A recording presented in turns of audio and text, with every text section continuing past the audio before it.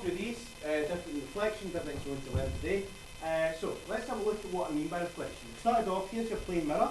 Here's the mirror you just wrote down or drew on your storyboard. And what I'm going to do is I'm going to shine light into this mirror at that certain angle. And there's the angle there that I'm shining light into this mirror. And it's very important and it's very predictable to know what way the light comes out. If I shine light at it to the normal line here, which we put in here, the light is going to come out. Oh, you know that already. The light's going to come out at this angle here. Okay? And the rules you know about the normal line are they must be at right angles to the surface and at the point where light hits the surface. So we've got our normal line here. No, go back.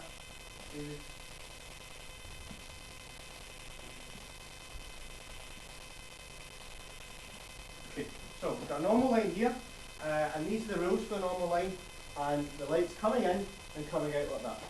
Okay, so we then want to think about the angles we're interested in. We're interested in two angles. One is the angle of reflection, one is the angle of incidence. That's a new word, incidence. Incidence means the first one, what's instant on the surface. The light instant on the surface is the ray of light coming in or shining onto the surface. The ray of light reflected in the surface is the one coming off the surface. And we have the angle of reflection and the angle of incidence. We call them names. We give them names. And there is our instant ray and our reflected ray. It's very important we know and we can refer to these separately. Okay?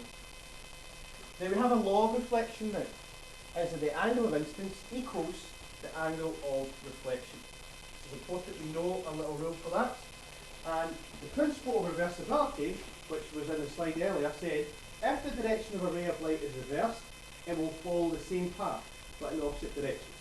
So if we turn around and shine the ray of light this way instead, from the reflected ray out, it would follow the same direction, because it's the principle of reversibility for reflected rays. Okay, now let's just check that's all of it. There. So we're going to look at the fraction next day. So let's go back to this.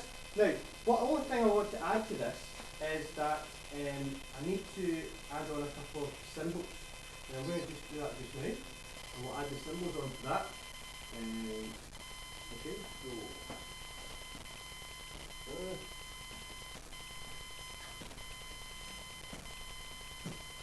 oh. Right. Click through to the end here. Now there's all the information I've given you.